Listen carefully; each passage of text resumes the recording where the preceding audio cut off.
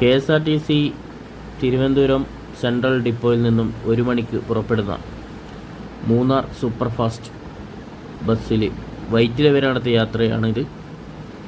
കൃത്യം 1 മണിക്കാണ് തമ്പാനൂർ ബസ് സ്റ്റേഷനിൽ നിന്ന് ബസ് പുറപ്പെട്ടത്. ഇത് മൂന്നാറിലേക്ക് പോകുന്ന മൂന്നാർ ഡിപ്പോയുടെ സൂപ്പർ ഫാസ്റ്റ് ബസ്സാണ്. പഴയ ലേലാൻഡ് BS3 മോഡൽ ബസ്സാണിത്. നല്ല യാത്ര, മഴയും രാത്രിയിൽ ആൾക്കാർ കുറവായിരുന്നു ബസ്സിൽ.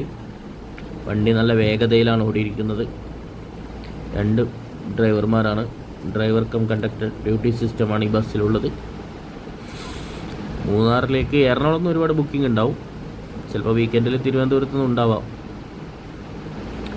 അങ്ങനെ ഏകദേശം 6:30 വൈറ്റില ഈ ബസ് എത്തിച്ചേർന്നു.